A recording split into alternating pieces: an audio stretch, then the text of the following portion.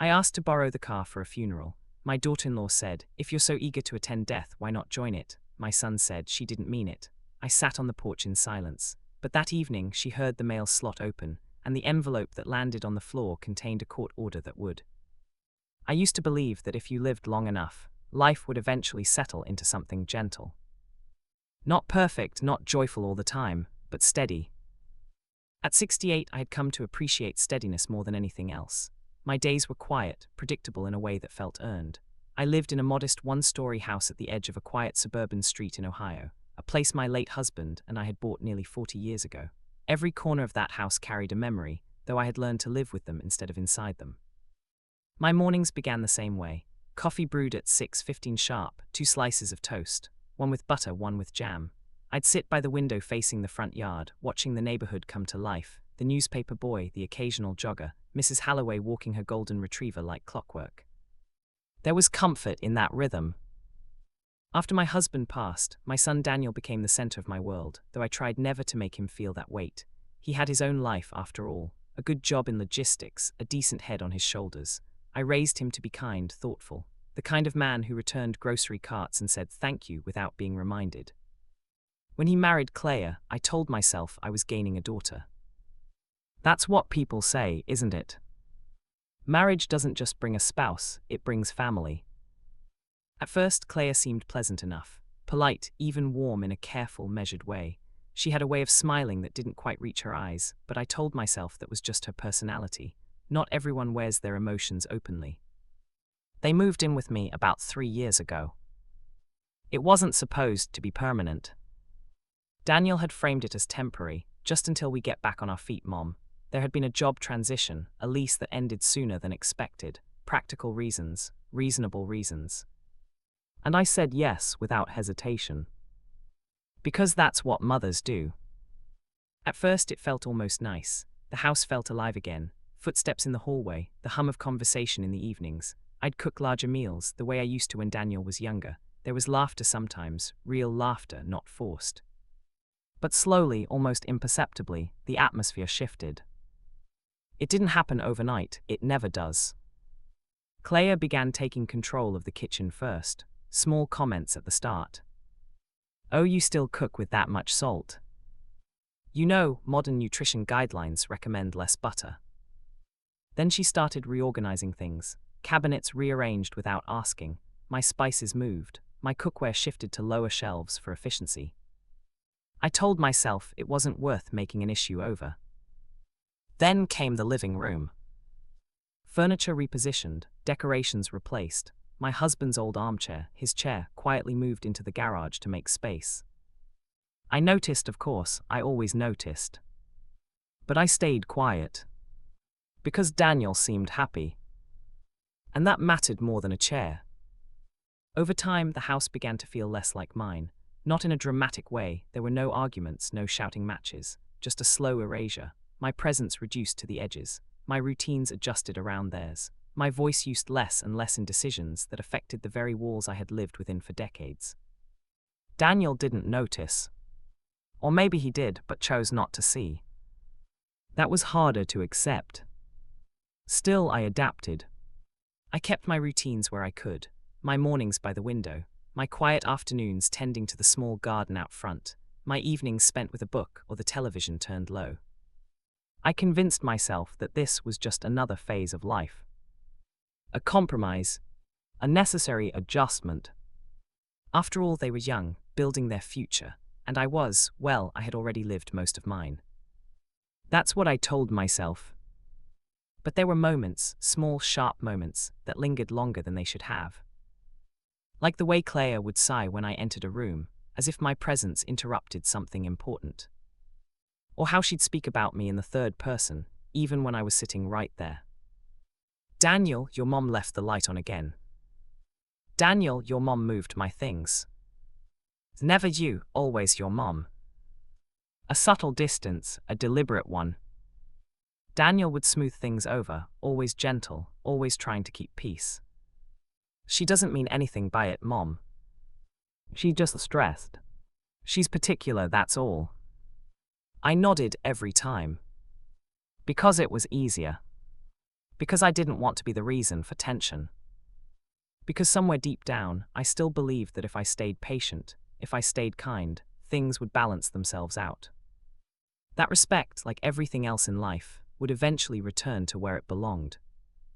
I didn't realize then that patience, when placed in the wrong hands, doesn't earn respect. It invites something else entirely.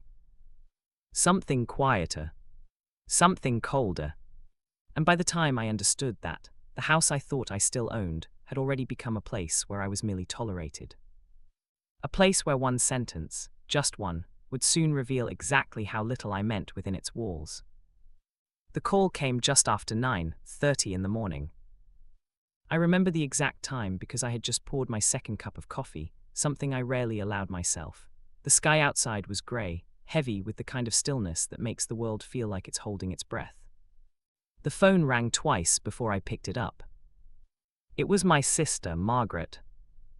We weren't the kind of sisters who spoke every day, but there was a rhythm to our relationship. Holidays, birthdays, occasional Sunday calls that stretched longer than expected. She lived 2 towns over, close enough to visit, far enough that life sometimes got in the way. But the moment I heard her voice, I knew something was wrong. It wasn't what she said. It was how she said it. "Alina, are you sitting down?" That question, it has a way of preparing you for something you can never really be prepared for. Our cousin Robert had passed away the night before. A heart attack, sudden, no warning. Robert wasn't just a distant relative. He was part of the thread of my earlier life, the years before marriage, before children, before everything settled into routines and responsibilities. We had grown up together during summers, shared stories, inside jokes that no one else would understand. He was one of the last people who remembered me before I became Mom. Before I became this quieter version of myself. I thanked Margaret for telling me. We spoke for a few minutes longer about arrangements, about the service scheduled in 2 days, then I hung up. And just sat there. The house was quiet. Daniel had already left for work. Claire was upstairs. I could hear faint movements, the soft thud of drawers opening and closing. For a long moment, I just stared at my coffee. Then I stood up slowly and made a decision. I would go. Of course I would go. Some things aren't optional, some goodbyes aren't meant to be missed. The problem was distance. The funeral would be held nearly an hour away, in a town I hadn't driven to in years. My eyesight wasn't what it used to be, especially on unfamiliar roads. And my car, well, it had been sitting unused in the garage for months, ever since Daniel suggested it was safer if I let him handle longer drives. Which meant the only reliable vehicle in the house now was theirs. Claire's car, technically, though Daniel drove it most days. I stood at the base of the stairs for a moment, steadying myself. This wasn't an unreasonable request, it wasn't an imposition, it was a family obligation. I reminded myself of that as I climbed the steps. Claire was in the bedroom, sitting at the edge of the bed, scrolling through her phone. She glanced up when I knocked lightly against the doorframe. Yes, just that. Not unkind, not warm either. Neutral. I just got a call, I began, keeping my voice calm. My cousin Robert passed away last night. The service is in 2 days. She blinked, her expression unchanged. Oh, a pause. I'm sorry, she added, though the words felt more like a reflex than a response. I was hoping, I continued, that I might be able to borrow the car that afternoon, just for a few hours. I'd like to attend the funeral. I expected hesitation. Maybe inconvenience. What I didn't expect was what came next. Claire lowered her phone slowly, tilting her head just slightly as she looked at me. There was something in her expression, something sharp, almost curious, as if she were examining something she didn't quite respect. Then she smiled. Not kindly. Not sympathetically. Something else. If you're so eager to attend death, she said lightly, why not join it? The words landed without warning. Plain. Precise. For a moment, I wasn't sure I had heard her correctly. The room seemed to go very still. I beg your pardon, I asked quietly. But she had already looked back down at her phone, as if the conversation had ended. It's just inconvenient, she added, almost absent-mindedly. I have errands that day, you should have planned better. That was it. No apology. No acknowledgement of what she had just said. Just dismissal. I stood there longer than I should have. Long enough to feel something shift inside me, not loudly, not dramatically, just a small, quiet fracture. All right, I said finally. And I left the room. Daniel came home that evening around 6:15, just like always. I waited until he had settled in, until he had loosened his tie and taken his usual seat at the kitchen table. Claire was preparing dinner, moving around the kitchen with her usual efficiency. I approached slowly. Daniel, I said. He looked up, smiling faintly. Hey, Mom. I spoke to Claire earlier, I began, about borrowing the car for Robert's funeral. His expression shifted, just slightly. Oh yeah, he said, glancing briefly toward Claire before looking back at me. She mentioned something about that. I held his gaze. She told me, I said carefully, that if I was so eager to attend death, I should join it. The words felt heavier the second time. Maury real. Maury deliberate. Daniel exhaled softly, rubbing the back of his neck. Mom, she didn't mean it like that. I stared at him. She said it, I replied. I know, he said quickly, but you know how she is. She has a dry sense of humor. It came out wrong. I didn't respond. Because there are moments when silence says more than any argument could. He shifted in his chair, uncomfortable now. I'll talk to her, okay, he added. We'll figure something out. But I could already hear the distance in his voice. The soft deflection. The unwillingness to confront what had actually happened. Claire didn't look up from the stove. Not once. I nodded slowly. Of course, I said. Then I turned and walked out to the front porch. The evening air was cool, carrying the faint scent of damp earth. I sat down in the old wooden chair, the only piece of furniture in the house that hadn't been moved, replaced, or quietly reassigned.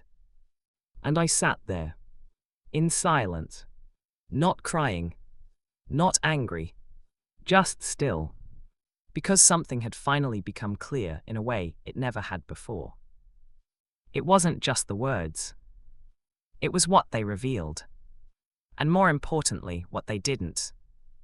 Because when someone shows you exactly how little they value your presence, and the person you raised chooses to explain it away instead of stand beside you, that's not a misunderstanding. That's a decision. And as the sun dipped below the horizon, casting long shadows across the yard, I made one of my own. I didn't say it out loud. I didn't need to. Because for the first time in a very long while, I wasn't thinking about keeping the peace. I was thinking about balance. That evening after the argument, or rather, the silent war in words that Claire had started, things inside the house began to feel smaller, shrinking, pressurized. Even the walls seemed to lean in a little as if they were taking sides. I stayed on the porch for nearly an hour, the wooden chair creaking under me, my hands wrapped around a mug of tea that had gone cold minutes ago. The sound of the wind through the trees felt louder than the hum of the streetlights. It was like the neighborhood itself had noticed something had shifted. When Daniel called my name to come inside, I didn't answer immediately. I watched the shadows stretch across the lawn, thinking about how fragile civility could be.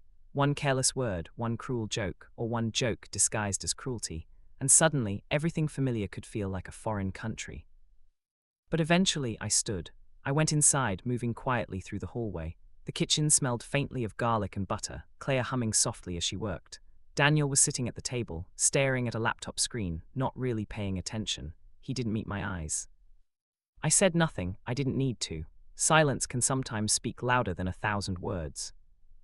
Later that night I tried to sleep, but sleep had no mercy. Every movement of Claire downstairs felt exaggerated. Every scrape of a chair or clink of a dish rattled against my nerves. I realized I was no longer in a house where I felt safe or comfortable. This was no longer my home. It had become a landscape of subtle, calculated control, where my presence was tolerated only at the perimeter, where my choices were treated like inconveniences. The next morning I received a message from my cousin Margaret, just a simple text confirming the funeral time and the location. I typed back a short reply, something neutral, polite, nothing more. I knew what I needed to do. I had to attend. Missing Robert's funeral was unthinkable, but Claire's words and Daniel's unwillingness to stand by me had left me cornered. Without their car, my options were limited. I didn't drive long distances alone anymore, and the bus system in our area was labyrinthine and unreliable. This shouldn't have been complicated, but suddenly it was. And that's when the first tiny ember of something I hadn't felt in a long time flickered inside me. The recognition that politeness, patience, and restraint weren't always enough. I tried to talk to Daniel again later that morning, but he was busy. Meetings piled on top of meetings. He waved my concern away with a tired smile. "Mom, don't worry about it, I'll handle it." But I knew handling it in his mind meant quietly letting Claire have her way, smoothing over any conflict so that life could continue its convenient, unquestioned rhythm. By mid-afternoon, frustration gnawed at me. I considered calling a cab, but even that was cumbersome. Then a thought struck me: legal authority. My mind ran through the options, searching for any legitimate way to assert my needs without sparking an outright domestic war. There had to be a mechanism. There had to be a way to protect myself, to ensure I could attend Robert's funeral, and maybe, just maybe, send a message that cruelty disguised as humor had consequences. I spent the next hour researching quietly on my laptop.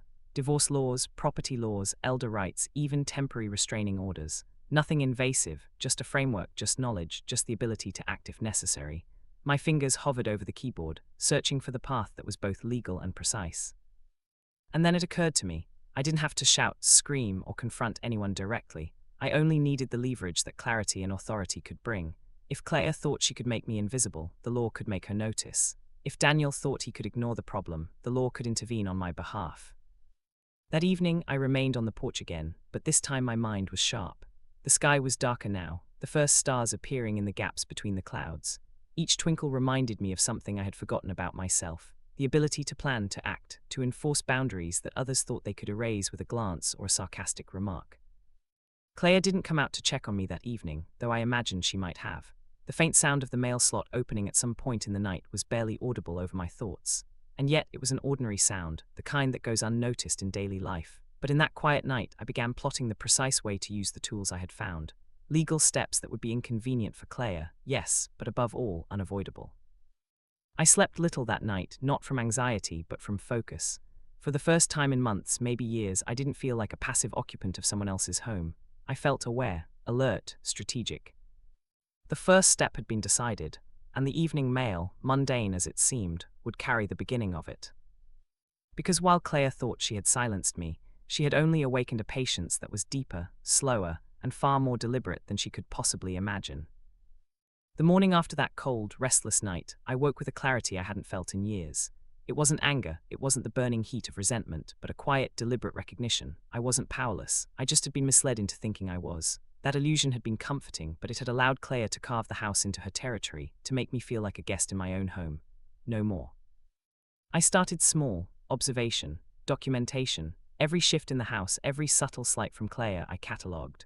A drawer moved here, a dishware set reassigned there, a remark disguised as humor or casual cruelty, all carefully recorded. I even noted Daniel's inaction, because in time it would prove as crucial as Claire's words themselves. I realized something critical. Claire thrived on invisibility, the kind of invisibility you give someone through small, repeated dismissals. She assumed I'd continue to swallow humiliation and irritation without consequence. That assumption would be her undoing. Next came planning. I needed leverage that couldn't be ignored.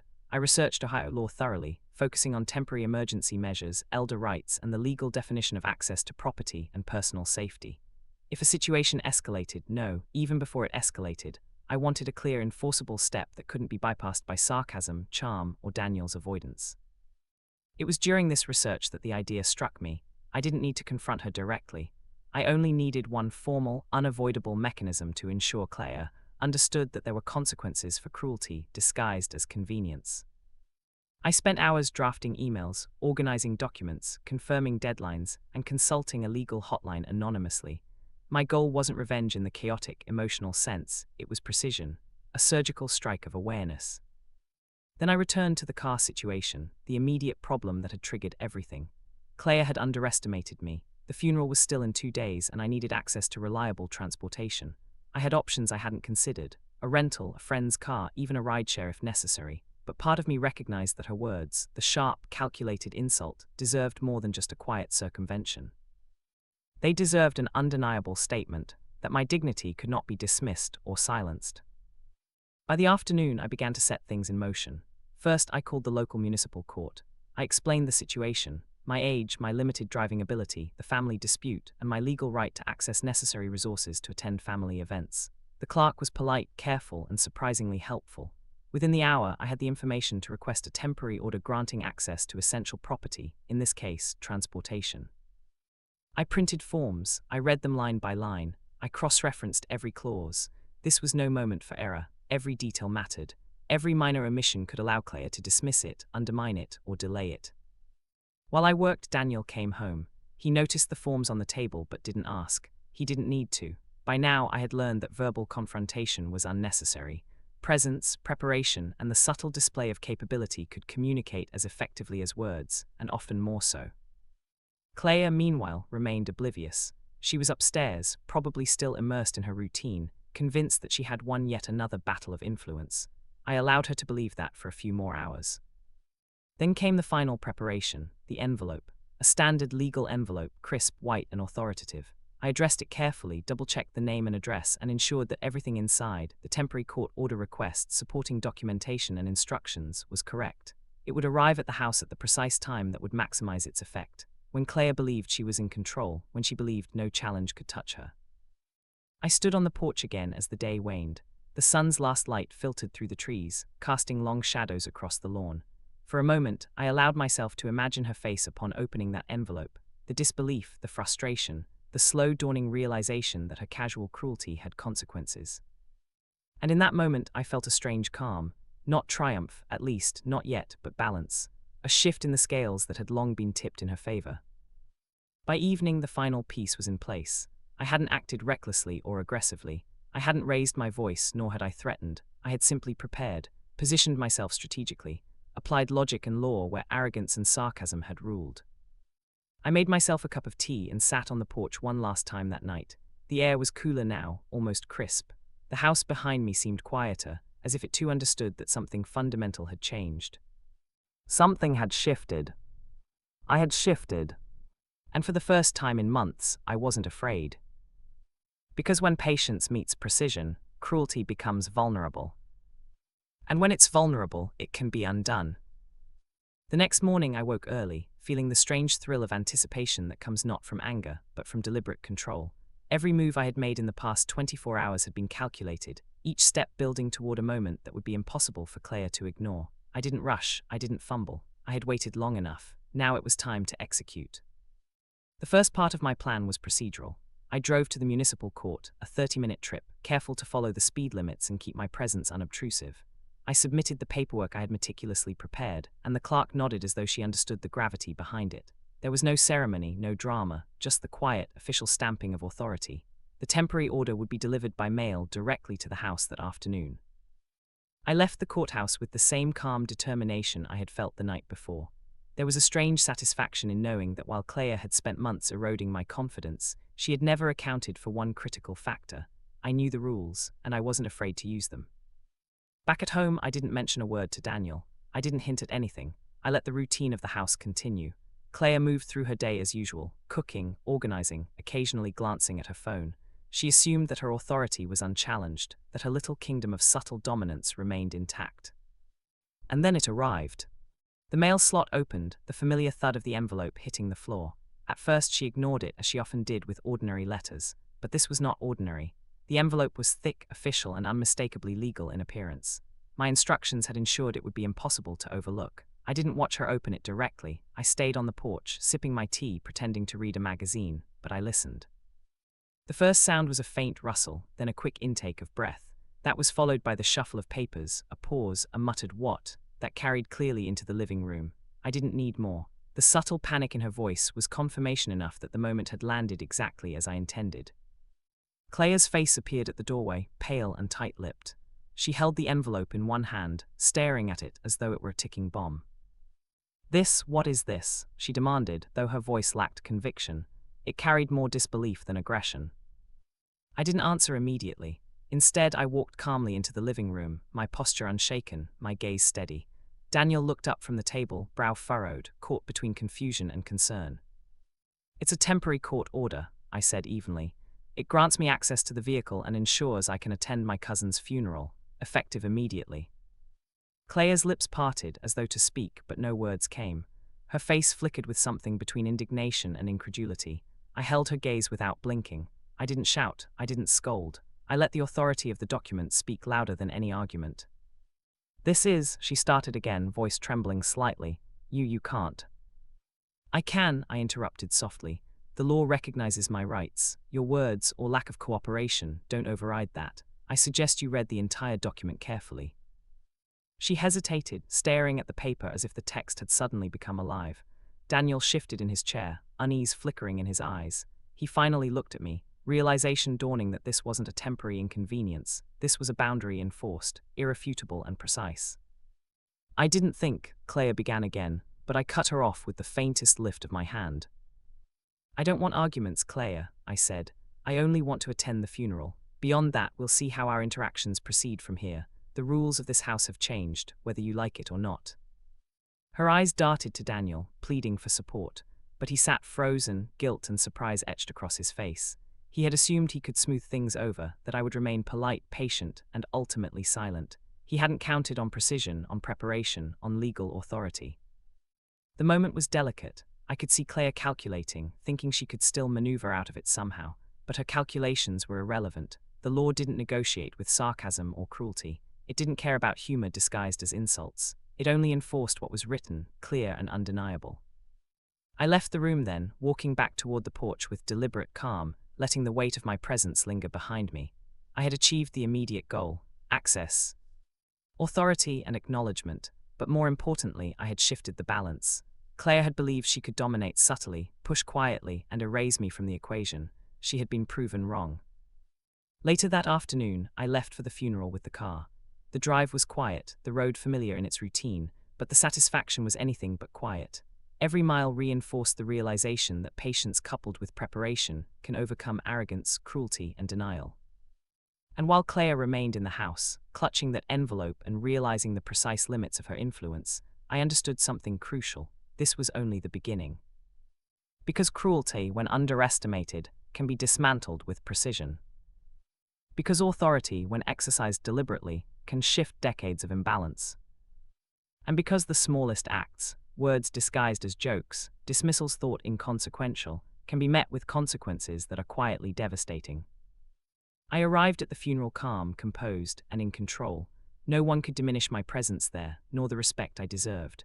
And as I stepped out of the car, I felt a strange lightness, the first since that day Claire had spoken those cruel words. The first step of a long, deliberate strategy was complete. The funeral was solemn, as funerals always are, but beneath the grief I carried a quiet satisfaction. Attending Robert's service wasn't just about saying goodbye, it was a symbolic reclaiming of agency. I moved through the crowd with calm dignity, shaking hands, exchanging condolences, nodding to familiar faces who hadn't seen me in years. There were whispers, of course. I didn't know she was here, but I didn't need to explain. Presence alone was the message. When it was over, I returned home, expecting the immediate tension between Claire and me to simmer for a while, knowing that the temporary court order had already unsettled her. But what I didn't anticipate was the first real twist, the subtle revelation that Claire had more power than I had imagined, though it was power that could be exploited. Daniel had called me from work that afternoon, sounding anxious. "Mom, Claire found something," he said, voice trembling slightly. "Something in the house, something about the car. She's going to the lawyer tomorrow." I froze. My initial reaction was caution. I had executed my plan perfectly so far, I hadn't overstepped. My legal footing was solid, but her reaction suggested that she had already begun mobilizing countermeasures. I realized I had underestimated her readiness to escalate, not with me, but with the law. I listened carefully as Daniel explained further. Apparently, Claire had discovered the extent of my research, the court forms, the envelope I'd prepared, the documentation of her minor slights. She had not seen it as passive preparation, she had interpreted it as aggressive plotting. My careful documentation, meant purely as evidence for the court, had inadvertently given her a sense of urgency. I stayed calm. This was precisely why I had built my plan in layers. Each layer was a contingency. Each step accounted for overreaction. Her escalation would not derail me. It would only create additional avenues to ensure the outcome I wanted. That evening, as I walked into the kitchen, Claire was already there, hands clasped over the counter, her posture taut with suppressed tension. She didn't speak immediately, and I let the silence stretch, thick, uncomfortable, deliberate. Finally, she broke it. You think you can manipulate the system. You think you can use this paper to control everything. I kept my tone even, neutral. It's not manipulation, it's preparation. The law exists to protect rights, not to intimidate. You misinterpret my actions because you have underestimated the consequences of your own words. Her eyes narrowed, searching for some crack in my composure. I offered none. I didn't mean, she began, voice trembling now, a rare crack in her usual precision. But I interrupted again, softly, almost imperceptibly. You said what you said. Daniel acknowledged it. You dismissed it. There are consequences, Claire, that's all this is. I only want what is mine by right, and you cannot stop it. For the first time, she seemed to understand the severity of her position. She wasn't angry yet, she was recalculating, realizing that her usual tactics, sarcasm, deflection, subtle manipulation, had no legal or procedural power against what I had already set in motion. The first twist was clear. Claire's instinct to escalate only confirmed that my plan had the desired psychological effect. She believed she could retaliate, but in reality, her options were limited. Every attempt to undermine me would only reinforce the legitimacy of my position. Daniel sat quietly, caught between us, finally seeing his wife not as charming or clever, but as reactive and cornered. His previous assurances, she didn't mean it, no longer held weight. He could see, as I had already seen, that boundaries had been established, and that they were immutable once enforced through law.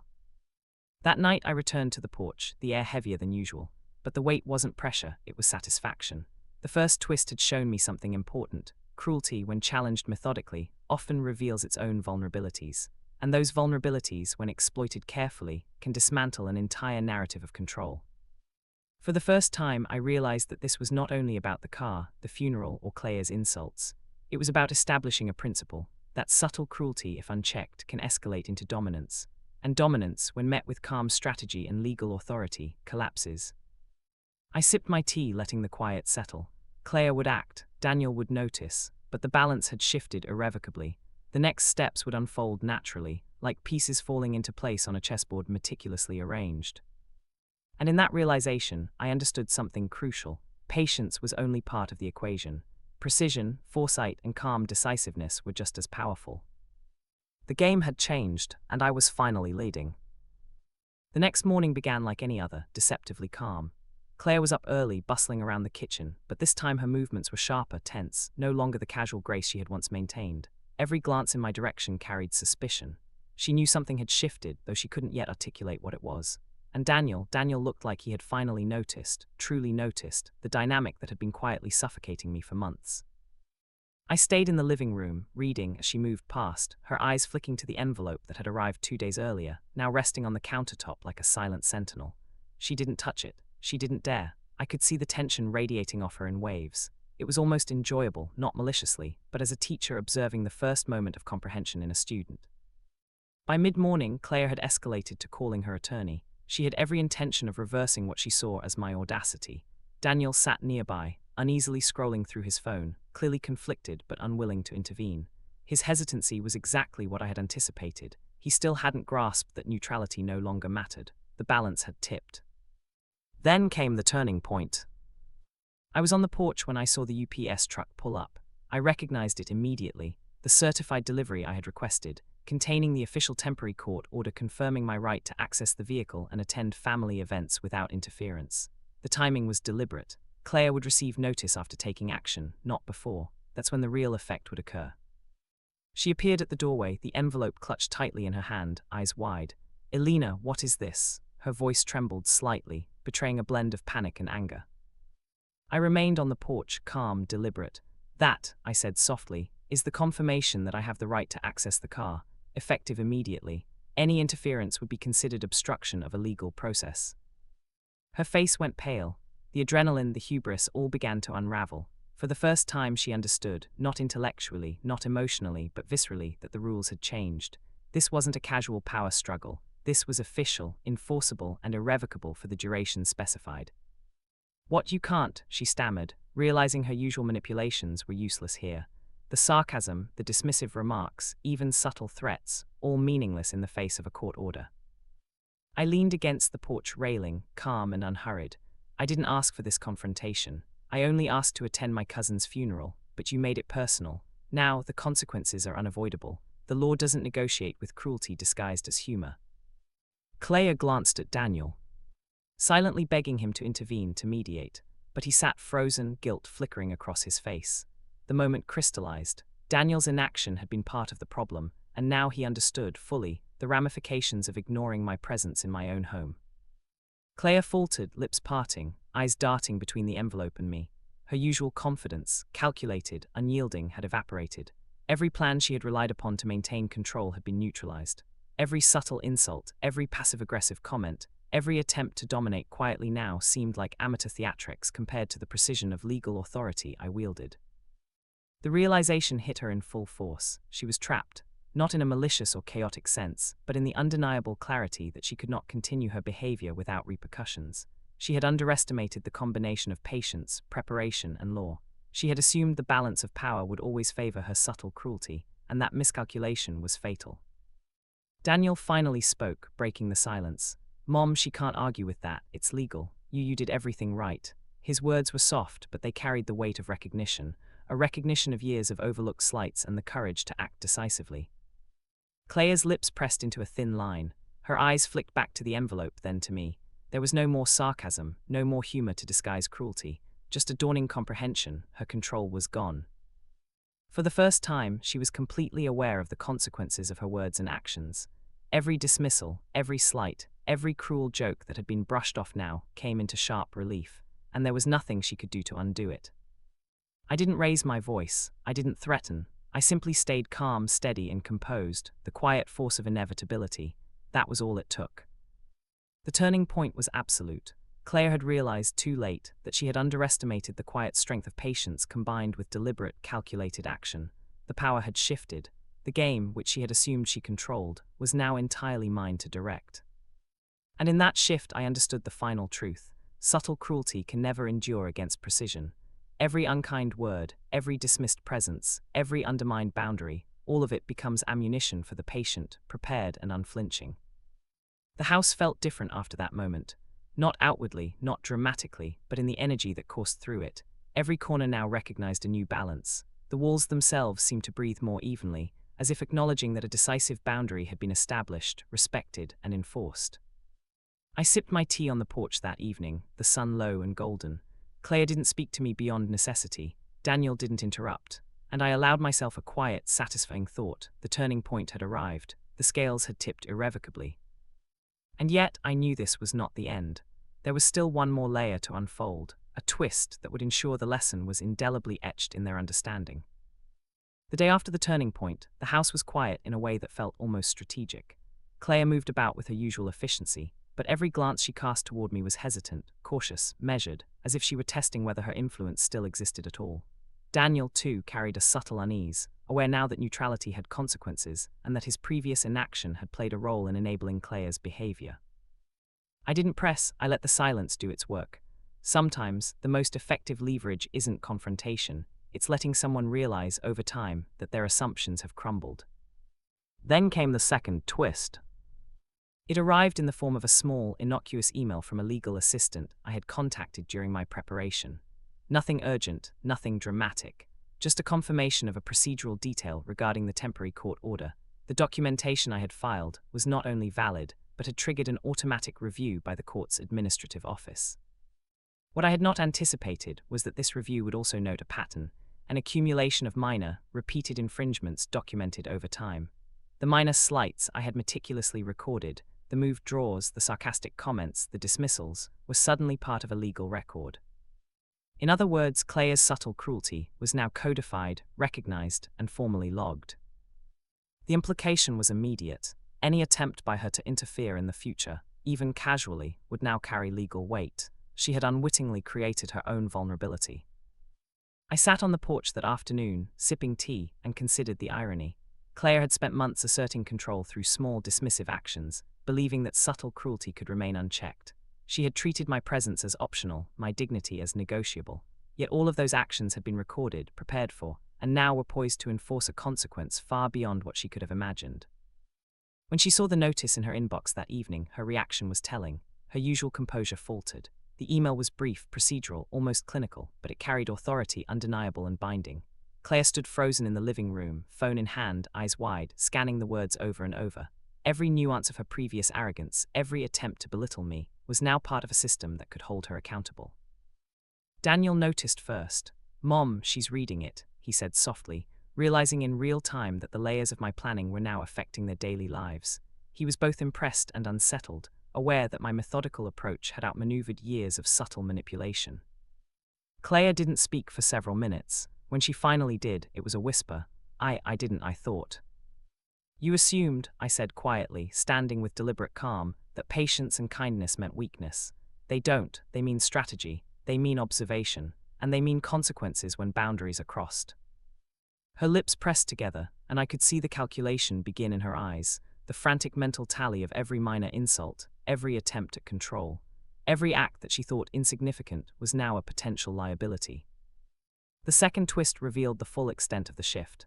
Claire's perceived control was an illusion. Her casual cruelty, intended to diminish me, had become the foundation of a system that could legally restrain her future actions. In attempting to dominate, she had trapped herself in a structure that guaranteed accountability.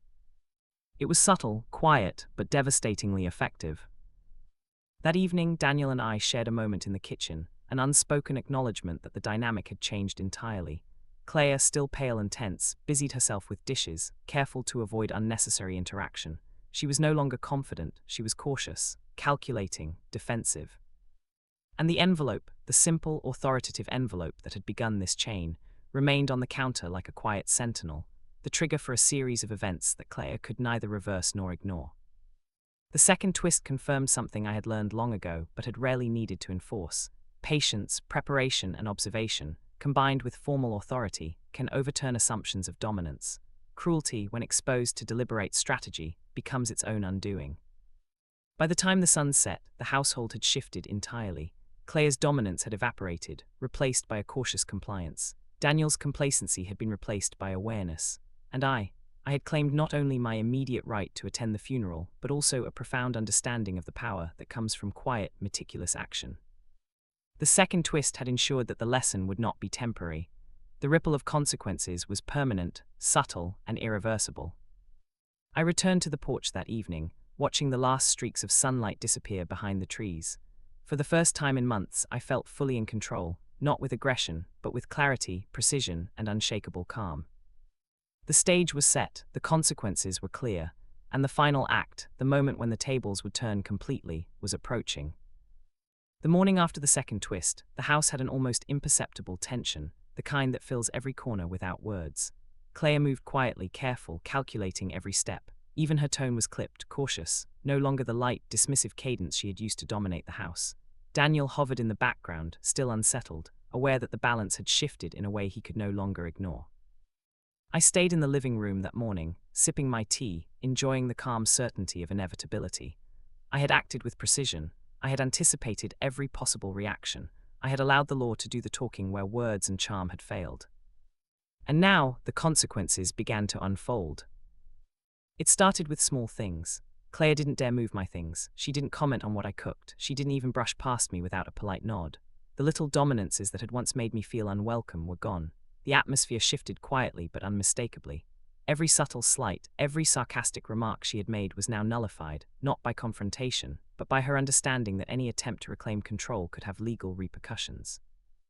Then came the more overt moments. Daniel, witnessing the transformation, finally spoke up. "Mom, I see now. I didn't realize how much you've had to endure." His voice carried regret, yes, but also acknowledgement. For the first time, he positioned himself on my side, not against Claire, but on the side of fairness and respect. He didn't attempt to smooth over the past, he simply recognized it. The real reversal, though, came when Claire tried to assert authority again. She reached for the cabinets I had reorganized myself earlier in the week, attempting what she thought was a subtle reclaiming of space. I didn't intervene immediately. Instead, I let her handle the situation, giving her every opportunity to realize the futility of her actions. She stopped midway, hands frozen, as the legal implications dawned on her. The temporary court order and the documentation I had meticulously compiled made it clear. Interference would not only fail but could expose her to consequences she hadn't considered.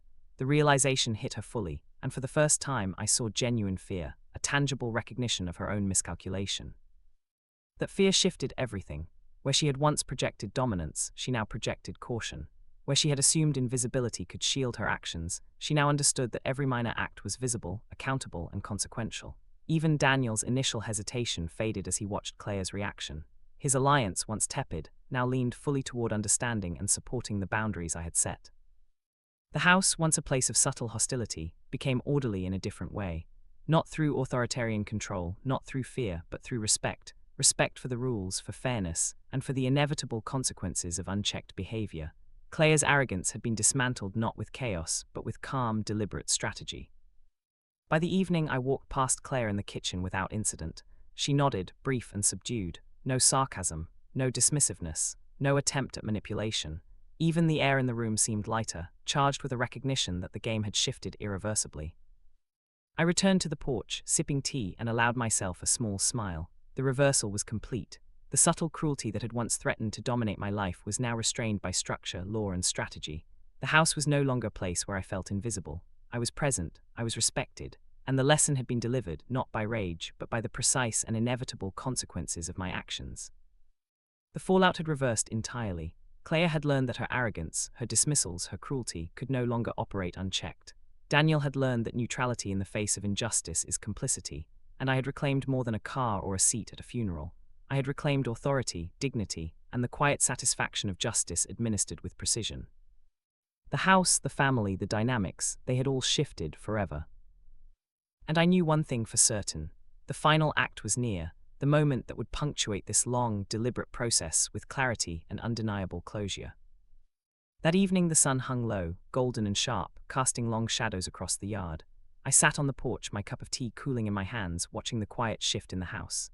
Claire was in the kitchen, moving slowly, deliberately, her earlier sharpness replaced by careful calculation. Daniel sat nearby, absorbed in paperwork, but the tension in his shoulders had eased. He now understood fully that the boundaries I had set were permanent.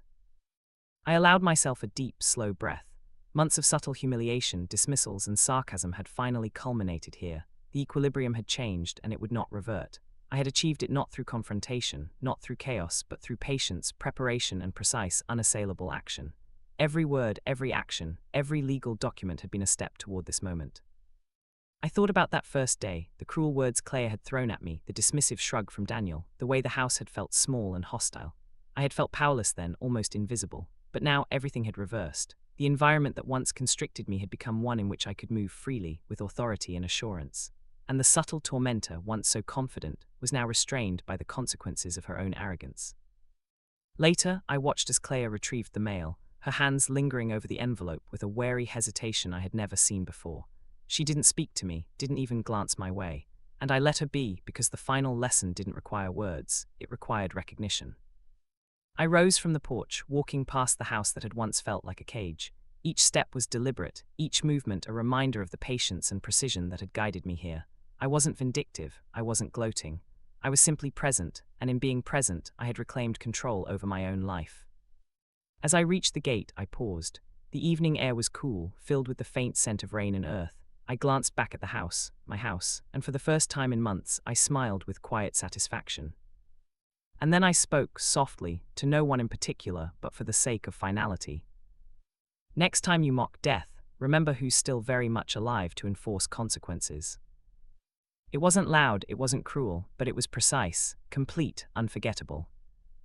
The house had shifted, the lesson had landed, and for the first time in a long while, the balance had returned on my terms.